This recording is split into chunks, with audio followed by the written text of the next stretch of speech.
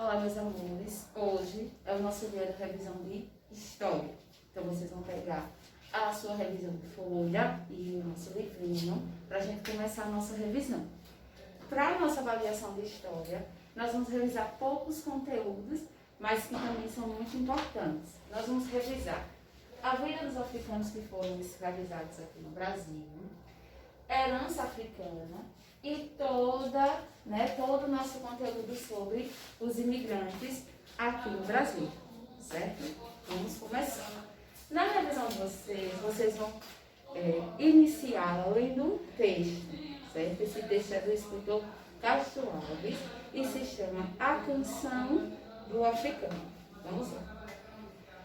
Sentado na estreita sala, junto ao braseiro no chão, entoa o escravo o seu canto, e ao cantar, corre em pranto, saudades do seu torrão. De um lado, uma negra escrava, os olhos no filho crava, que tem no colo a embalar. E a meia voz lá responde ao canto, e o filhinho esconde, talvez para não escutar. Minha terra é lá bem longe, das bandas de onde o sol vem. Esta terra é mais bonita, mas a outra eu quero bem.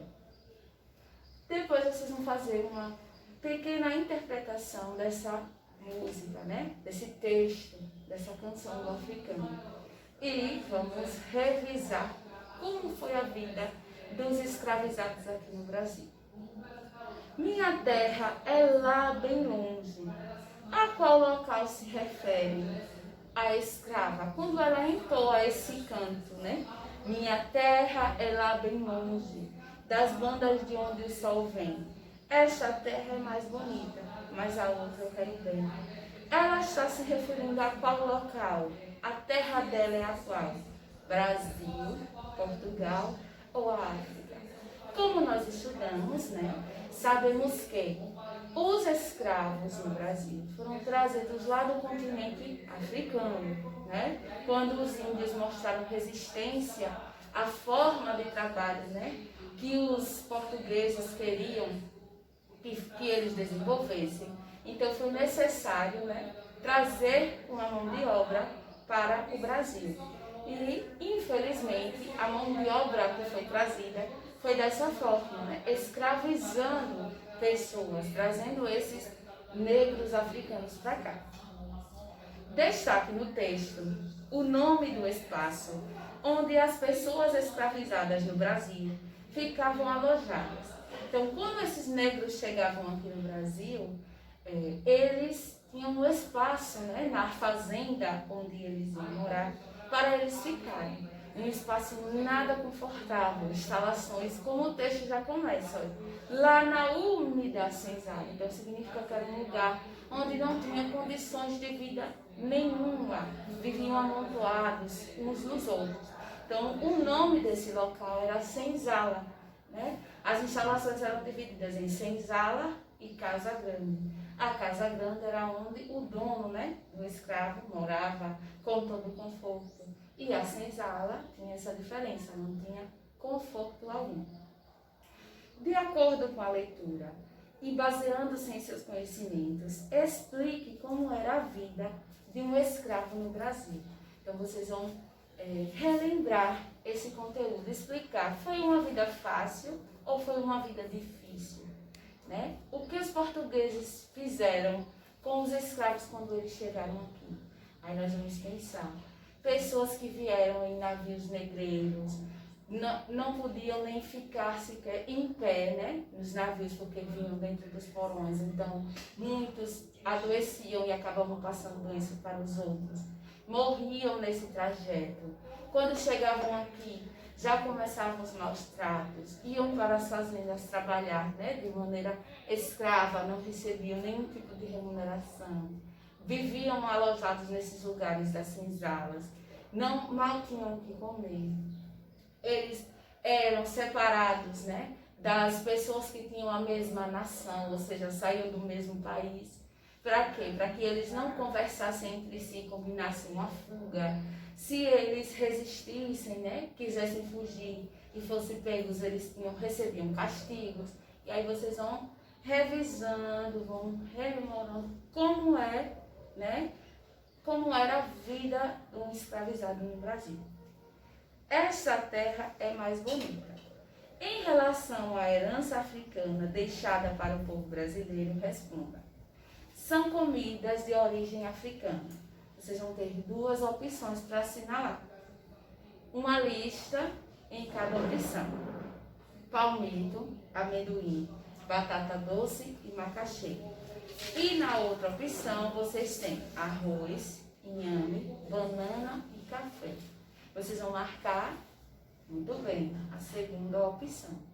Os africanos deixaram como costume, né, nos nossos alimentos, comer arroz, inhame, banana e café. Na dança de origem africana temos a dança, é outra herança cultural, né? Herança é aquilo que a gente vai repetindo, né? De geração em geração, virou uma tradição do povo brasileiro, por conta da presença dos africanos aqui no nosso país. Então, na dança de origem africana, o que é que a gente vai ter? Baiano, tambor de Nina maranhense, samba carioca, ou quadrilha, forró, capoeira e funk. E aí? Isso, a primeira opção. Baiano, tambor de Nina maranhense e samba carioca. Na religião de matriz africana, temos o candomblé, que significa. O que é que significa essa palavra? Quando nós estudamos a vida, né, dos africanos escravizados aqui no Brasil, nós vimos que, por conta, né, da não permissão para que eles cultuassem os seus deuses, eles precisaram criar, né, outra religião. Eles misturaram a cultura, né, dos deuses portugueses com os deuses africanos e criaram essa religião chamada Candomblé. E o que é que significa? Significa a palavra, né?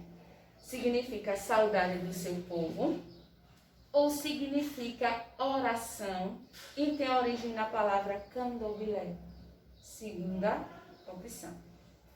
Em sua opinião, a herança cultural africana presente na formação da cultura brasileira é importante? O que é que você acha sobre os nossos costumes, tanto na alimentação, na dança, na música, na forma de se vestir, de se comportar, na religião também? Que foi deixado pelos africanos é importante para o povo brasileiro? Você vai dizer se sim ou não e vai explicar, comentar o porquê você acha importante, né? Você pode conversar com algum adulto também para que ele lhe ajude e lhe explique, né? Para o povo brasileiro a importância dessa diversidade cultural. Imigrantes são pessoas que deixam seu lugar de origem e passam um período de sua vida, ou toda ela, em outro lugar. Em relação às viagens que os imigrantes e os escravizados faziam para o Brasil, como podemos compará-las? Então vamos relembrar. Os negros africanos foram trazidos para o Brasil em navios negreiros, onde eles vinham amontoados. E o mesmo aconteceu com os imigrantes, apesar de que os imigrantes estavam vindo, né, buscar uma melhoria de vida. Alguns saíam dos seus países porque estavam em guerra, porque não tinham condições de morar lá, né, não tinham como ter uma casa, ter uma lavoura para cultivar.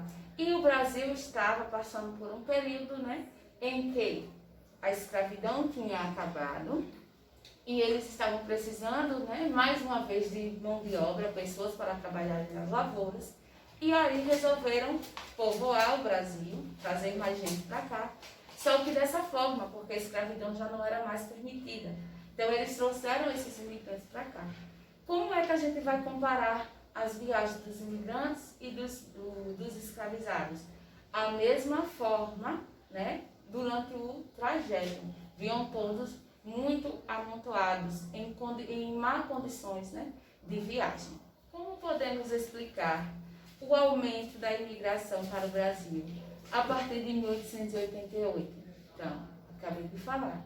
Foi necessário trazer esses imigrantes para cá, por quê? Porque a escravidão não era mais permitida, né? Ela foi abolida no Brasil a partir desse ano. Como precisavam de pessoas para continuar o trabalho na lavoura, trouxeram os imigrantes para cá. E o que buscavam esses imigrantes? Buscavam o quê? Melhoria de vida. Saíam do seu país buscando isso aqui no Brasil. Eles vinham com essa garantia, né? Muitas vezes o governo pagava a passagem, que depois de um tempo o valor deveria ser devolvido, mas quando eles chegavam aqui, recebiam terras para cultivar, recebiam um bom espaço para criar animais e, né, melhorar de vida, ter uma vida diferente do que eles tinham em seu próprio país. Vocês vão agora observar o diagrama que tem na atividade de vocês e vão encontrar o nome de alguns povos imigrantes que colaboraram com o desenvolvimento do Brasil. Então, vocês vão olhar para o diagrama, lembrar dos povos imigrantes que nós estudamos, que estão listados aqui no quadro. Vocês vão encontrar italianos, podem encontrar japoneses, poloneses, espanhóis, ingleses. Foram povos, né, que vieram para cá, para o Brasil.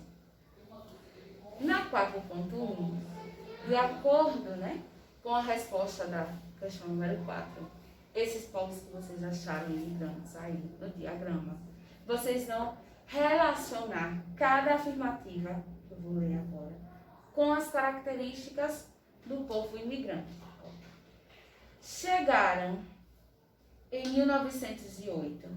Inicialmente, foram destinados às fazendas de café, mas aos poucos tornaram-se pequenos e médios proprietários rurais. Aí no diagrama de vocês vão achar os seguintes imigrantes: poloneses, espanhóis, italianos, japoneses e alemães.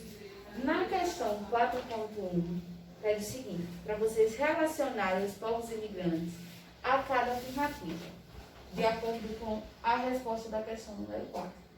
Então vamos lá. Chegaram em 1908. Inicialmente foram destinados às fazendas de café, mas aos poucos tornaram-se pequenos e médios proprietários rurais. Qual desses povos imigrantes foi o que chegou lá em 1908? Poloneses, espanhóis, italianos, japoneses ou alemães? Muito bem. Foram os japoneses. Então, na letra A, vocês vão escrever o nome japoneses, certo? Letra B. Quando se estabeleciam em São Paulo, trabalhavam em sua maioria na lavoura de café. Na região sul, se dedicaram à produção de vinho. Então, acontecia isso, né? Os povos imigrantes chegavam primeiro, né, a esse estado de São Paulo, e era necessário ter uma adaptação. Como alguns não se adaptavam, eles iam saindo, né, para outras regiões. E o povo italiano adaptou-se muito bem à região sul. E na região sul eles foram, né, proprietários de plantações de uva e na produção de vinho. Então, na letra B, vocês vão responder italiano. Fundaram as colônias de Nova Friburgo, no Rio de Janeiro, Nova Hamburgo, Estela e São Leopoldo, no Rio Grande do Sul.